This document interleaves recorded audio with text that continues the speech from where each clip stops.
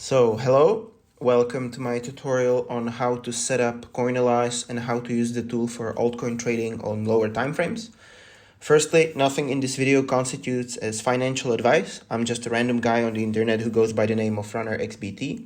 In the description, you'll find timestamps to specific parts of the video. I also have a Notion page pinned on my Twitter account where I will write every few weeks an article about narrative and altcoin day trading.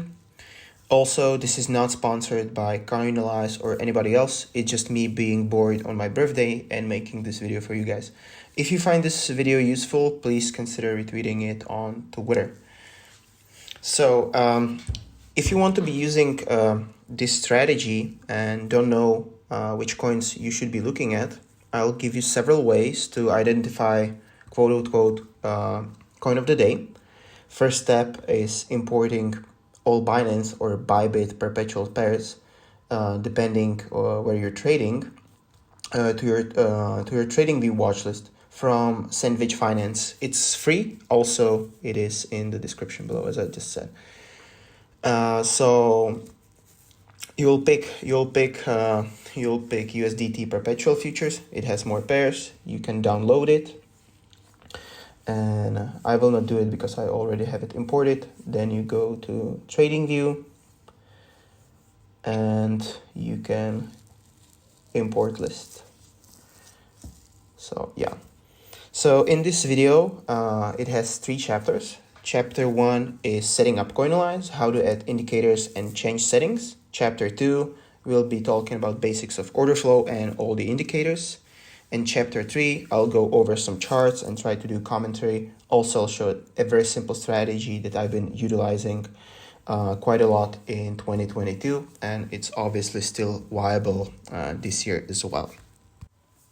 So chapter 1, link to Coinalyze is coinalyze.net. On the main page, you can see a lot of data from the get-go. Also, which can be messy. There's another option to see which coins you could be watching that day. If maybe you don't have a TradingView account, you can filter coins by open interest change in the last 24 hours. Keep in mind both open interest but also market cap of the project. The strategy I'll be discussing works for everything, but obviously there is way more shenanigans on smaller market cap projects. When it comes to me, I personally try to stay away from altcoins that are below 2 to 300 million market caps. So I would not be trading lit in this case. Today, I'll go with Aptos because that's the coin of the day of the tomorrow and yesterday. And everybody and their mother are talking about it on Twitter, on Discord group chats, you name it. So what you want to do is on the main page, click on the markets and then to the coin. Type whatever coin you're looking for. In our case, it was Aptos. And whenever there's too many results, I just type Ctrl F and go for perp Binance. So, and you want to pick up the option with most volume, which is USDT pair on Binance in this case. Let's let it load. Okay. If you've never used Coinalyze before, your screen should look a bit different. But as you can see, it resembles TradingView quite a lot. We want to add indicators by clicking this F and typing whatever you want to add. You can maybe pause the video, or I'm gonna leave a list in the description below of the indicators we're gonna be adding. So just to demonstrate, I'm gonna type in volume. Yeah, I hope it's self-explanatory. One nice tip is that you can move these windows that in Coinalyze, they're called panes. So as you can see, I have 2 CVDs in one pane, but yours should be split. So you can move them to either new pane below or above, as you can see, and I'm gonna move it back down. I prefer to have them overlap. It's obviously up to you what you guys want to do with it. So another thing I do is the coins I'm actively trading, you can drag them in your browser and put them as like a bookmark. This is the easiest way, in my opinion. Or you can create an account in Coinalyze, which allows you, it is free by the way, it's not paid shill. It allows you to create your settings and presets, but also helps you, allows you to create a watch list. But the watch list is only giving you option to save 3 coins. As you can see, I have Lido, Ocean, and Sol. So if I want to add, yeah, as you can see, it will not let me. So yeah, that's for the chapter 1. So chapter 2, this will be the theory part of this video. First, we will start with the basics of Orderflow, and in this section, I'll be using Trading Riot blog by Adam or Abatrade on Twitter a lot. I will leave links to everything in description, so if you want to go slower and read a bit more in more detail, I highly recommend you do so. So Orderflow is a type of trading, is great because it shows you what is actually going on in the market, so you don't have to really guess. Orderflow can be split into 2 parts, passive and active. Passive order flow is also called liquidity or providing liquidity, and it's nothing more than all the resting limit orders in the order book. It's called passive because they don't actually move the price. If we all just had limit orders, market would not move at all. However, active order flow is what moves the price up or down. Those are market orders. Those are finalized at current bid or offer against the limit orders. You'll often hear books are thin. What people mean by that is that there isn't a lot of resting limit orders. Maybe retail traders are elsewhere, or simply there is no market maker on some of these super illiquid shitcoins in the casino. So it's really easy, maybe for one entity, to move the price or corner majority of the open interest. Delta. Some of you probably recognize the symbol from maybe mathematics, statistics, or education in general. Delta is the difference between market buys and market sells. Positive delta means that there are more market buyers than market sellers, and negative delta, on the contrary, more market sellers than market buyers. That's very useful as a variation is as cumulative volume delta, or CVD. I'll be using CVD a lot in the chapter 3, and that's nothing more than visualization of the difference I just mentioned a second ago. There's honestly so many great examples that Adam mentions in his blog, and if I get stuck on this part, it would take 3 hours, honestly. I've decided to skip absorptions, and I'm just going to provide links to Adam's blog because I really want to focus on real examples on altcoins instead of reading his blog word to word. So you can do that in your own free time. Yeah, honestly, surprising that it's free.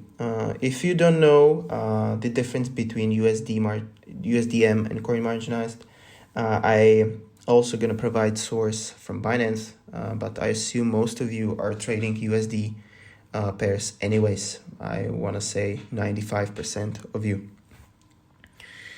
Open interest is the total number of leveraged position by market participants at any given time.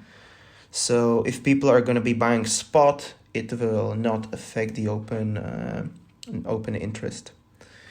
So here is a good example from Crypto Potato. Thank you. So we have a Mark. We have several people. Mark is opening a short position, 1 Bitcoin. So that's a new position. That's +1 open interest. Same goes for George and Vince. As you can see, it adds up all the way to 13. But then we have Alicia paper handing her long, which is 3 Bitcoin in size, so it decreases by 3 to 10. And everybody's favorite, funding crates. This is the one piece of information that people get confused the most, I feel like. It is periodic payments either to traders that are long or short based on the difference between perp price and spot price. Therefore, on open positions, trader will either pay or receive funding every 8 hours. And yeah, I believe that's all you really need to know. So after theory in Word, we will look at charts, and I will try to apply the information with the charts from our context. One piece of information or advice I can give you is to never look at one point of information without context. I highly recommend to look at multiple things while you're trading if you want to test out the strategy. So price, just like any other software, depending on what time frame you're looking at. Volume, same thing. For liquidations, I like to keep them red below volume. You will see from the examples why. And just don't get confused. The red bars on liquidations are long liquidations, and green ones are shorts getting liquidated. Open interest. We went over why we using stablecoin margined contracts in all of the examples. Actually, for altcoin trading, for Bitcoin trading, you can look at Coinem as well. I mean, you can look for you can look at whatever you prefer. This is what we'll be going with. Open interest. So as I said, if open interest is going up, that means new leverage is entering the system. Here, leverage is leaving, so right, up, down, up, down. And CVDs, there's a reason why I like to keep them in one pane, because I can see if I go on lower time frames. CVDs can sometimes give you a signal what is happening. However, on longer time frames, like 4-hour chart and higher, I personally don't find any value, because as I've said, what is CVD is more market buyers than market sellers, or vice versa. So if I look over here, both CVDs are down only, right? So if they're going down, that means more sellers. Yeah, that's true in theory, but look at price, right? Since year started, Aptos went like whatever 5-6x, while according to CVDs, nothing much happened, or everybody is short. So same with open interest, right? So just putting that out there, that's why I like to look at lower time frames, because they can give me a clear signal. I like to keep CVDs over each other because it's just personal preference. I've seen a lot of very good traders have them separate. I don't really see an issue with that. And last but not least, funding. As someone who's trading for a few minutes, usually a few minutes, maximum hours, I don't really look at funding that much, even though people love to throw it out there quite a bit. What you need to know with funding, or I highly recommend, just because funding is highly negative does not mean it cannot dump. Some of the best shorts I've taken, I've been even paying funding for a while, which were not scalps, but investments. But I highly suggest to I'm not saying not to look at funding. That's not what I'm trying to say. But just take it with a pinch of salt, because people love. You will see on Twitter a lot saying, "Oh, but funding is minus or plus this and that." That's not a trade setup. In chapter 3, I'll go over some examples that I've prepared beforehand. Let me make this chart a bit bigger, first and foremost. So I'm starting with the easiest example. So what we can see, we can see 3 spots of high relative volume candles. If you look to the left, these candles were way lower, followed by, or in all 3 of the examples, you can see a big flush in open interest. And I want to show you what I look at while decomposing these type of trades. So what I can see, huge volume, huge flush in open interest, but also huge spike up on CVD perpetuals.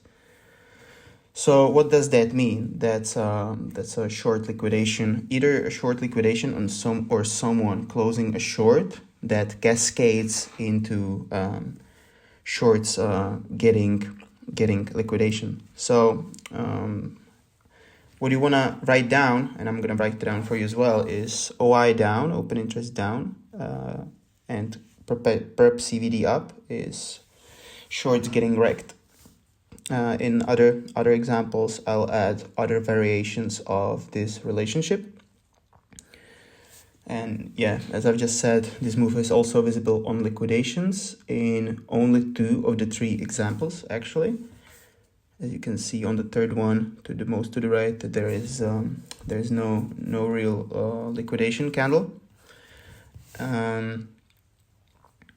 Yeah, don't get confused. The green candles on liquidation tab, those are actually shorts getting liquidated, and on the contrary, you have the red candles are long liquidations. There's not really many of them in this specific example.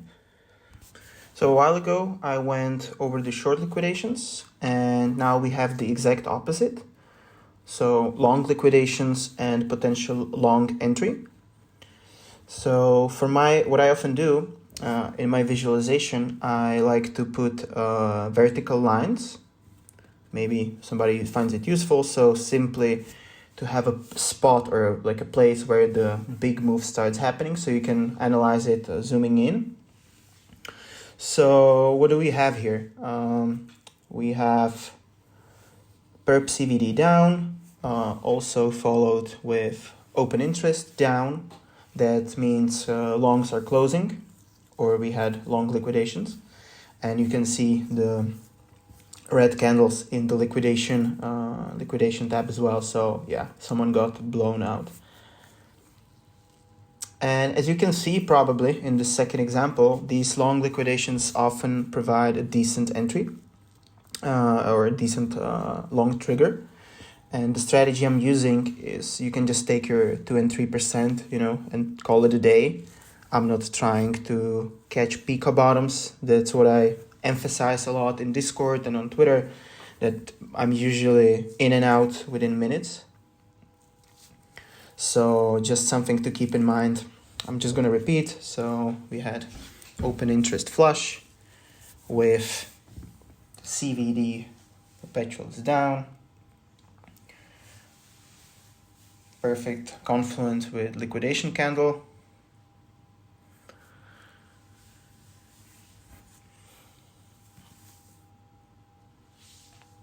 Yeah, man, we all know the feeling when you're long and you get stop out and it's a local bottom. But that's the game we play in casino. And yeah, I found a really nice short trigger on the contrary as well. I'm gonna zoom in a bit. But exactly the same setup. I hope you can see the pattern now. I've said it that this strategy is not difficult. That's why I'm calling it like a very basic tutorial to Coinalyze how you can scalp these altcoins, because you could have caught a few % move again on the short side in this example. So here I have a Binance pair of Aptos. In this segment, I want to show you one shortcoming of Coinalyze. You have all these aggregated indicators, but if you click on settings on any of the indicators, button right there, you can see which exchanges are included in the data you're seeing. So for CBD spot, you can see Binance, Bitfinex, Coinbase. I mean, you can read for yourself. But point of this video is to show you that sometimes Coinalyze doesn't have all the data. So I highly recommend looking which exchanges are including in your CVDs and open interest. And I've chosen specifically Aptos because not only it is a popular coin right now, but also Coinalyze is missing a key piece of information. So we'll go to CoinMarketCap or CoinGecko, depending which one you prefer to use. I use personally CoinMarketCap. We'll type in Aptos. Sorry, my computer is loading. And we'll click on markets. And you can filter the volume by exchange. And you can see that it's up a bit doing most volume, not Binance. So when we go back to Coinalyze and we look at the CVD spot, Upbit was not there, right? So just keep this in mind, because I would say CVD spot is almost irrelevant. And if I can give one advice, never fade Korean degenerates on Upbit. It does not age well. I have picked a coin of the day called Audio. We can see immediately a nice pattern. Price skyrocketed. Open interest followed the price. That means a lot of new leverage entered the system.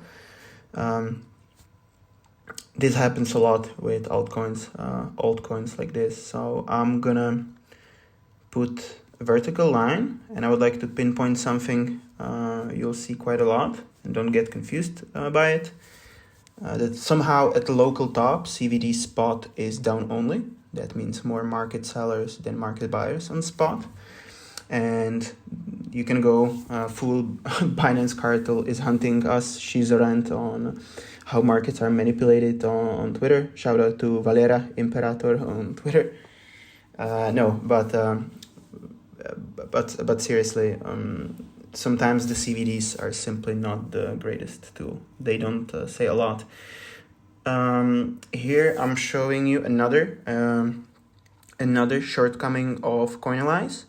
If you'll be using it on super low time frames like me, mostly on 1 minute chart, you cannot scroll back that much. As you can see, it does not load the data all the way back to my vertical line.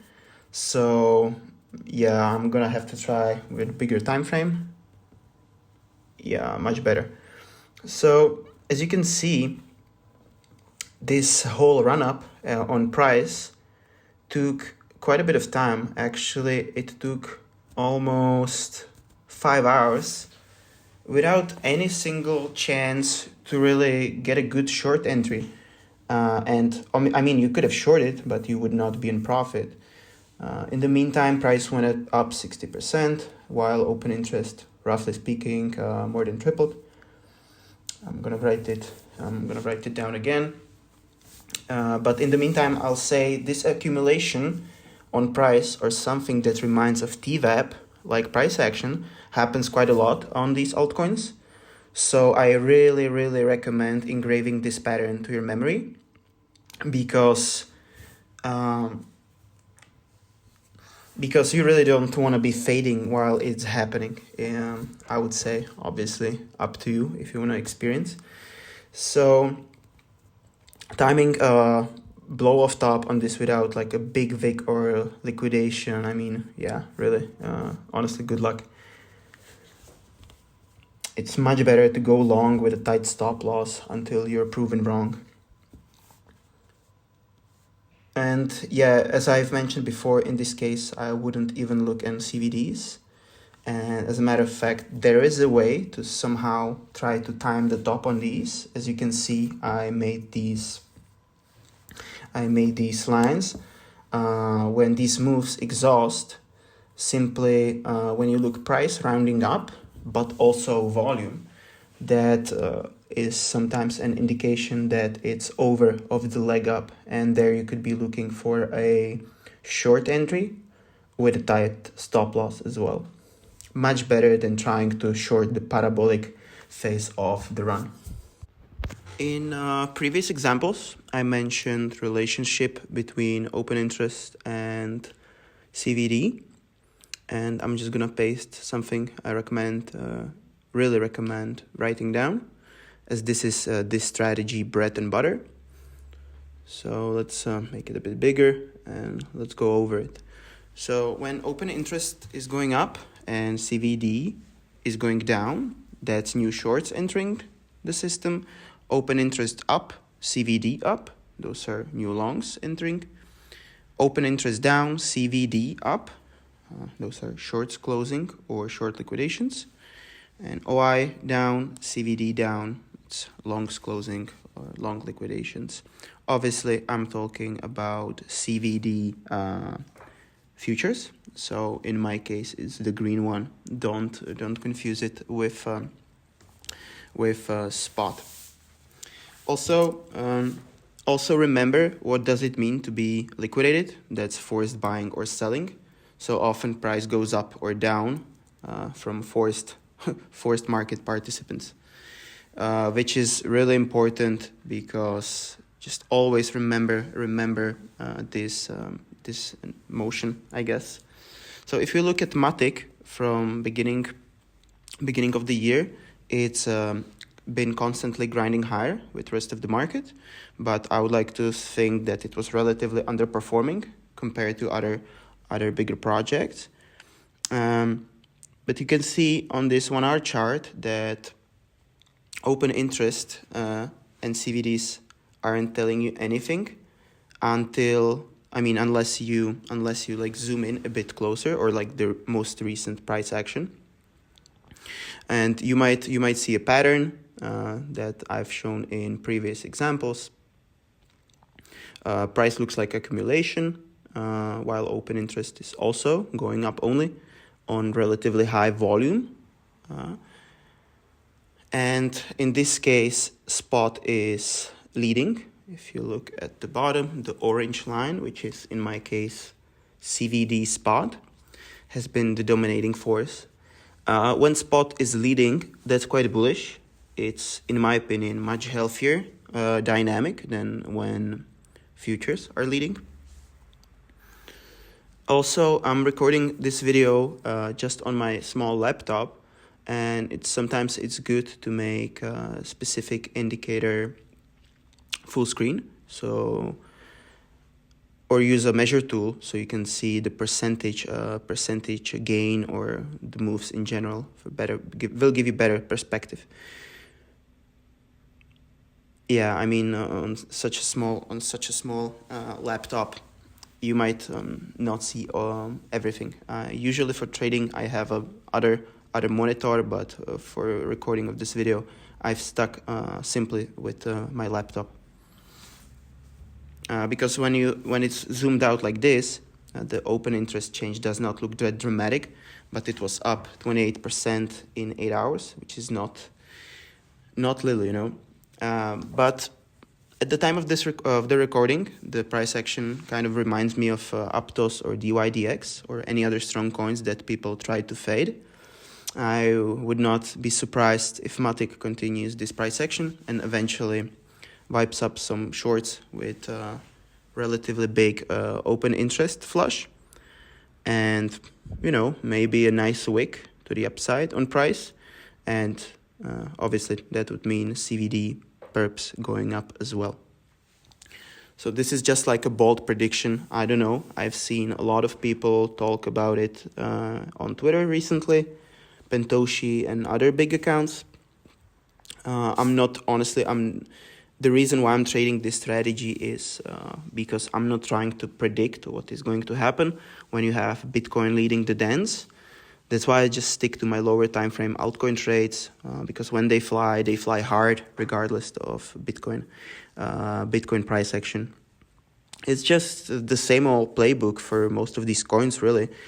People trying to be, GCR or light crypto, shorting parabolic altcoins and getting rinsed. There was a nice long entry, actually. If you can see it, there was this red liquidation candle right there, and that was potentially a nice long entry. Yeah, I hope you can see that I'm just getting to a point where I'm just repeating myself. As I said and promised, this strategy is really what I'm trying to showcase in this video is just really showing you these mean reversion trades, which you can take on lower time frames that can often generate 2 to 3% moves. That's usually what I'm aiming for with these trades anyways. And yeah, this move was, if you call the bottom, 1 to 3%. That's a good trade if you ask me.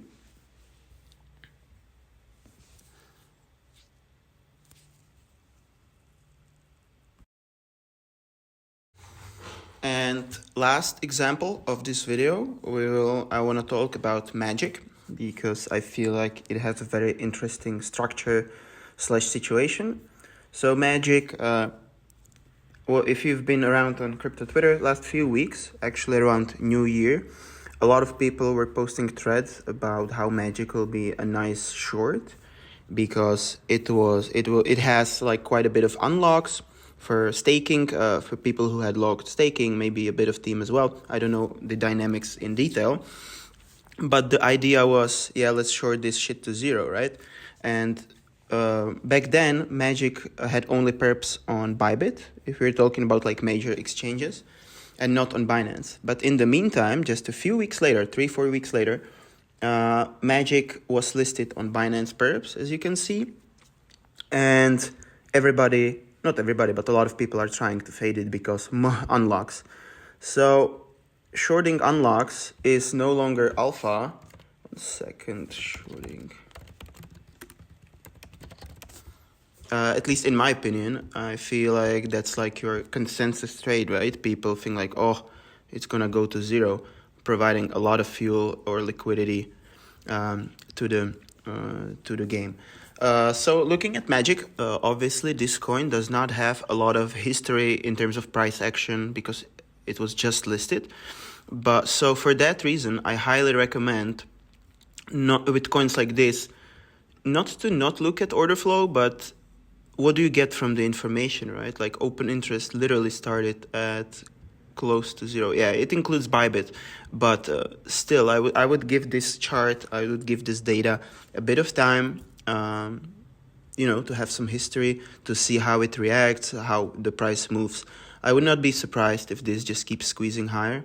The market cap is not huge on this thing, and when it moves quite violently. Yeah, this move up was a lot of spot buying. Yeah, looks still decently fine. And in current market conditions, if something pumps, it usually lasts. We've seen that with other examples I've shown before in this video. I don't see one reason to try to fade these moves. So yeah, that's it for Magic example. I hope you guys could learn something from this video. If you did and feel generous, I'm going to leave a tip address in the description below. Feel free to retweet and some sort of summary or conclusion. Everything I've said in this video, take it with a pinch of salt. This is not like a secret Magic alpha. If I can give one advice, do not fade TVAPs. Like, you really don't want to go, shorting parabolic altcoins. I usually trade 1 minute chart. So that's it for this video. Thanks for your attention and good luck if you're gonna try this strategy. Bye bye.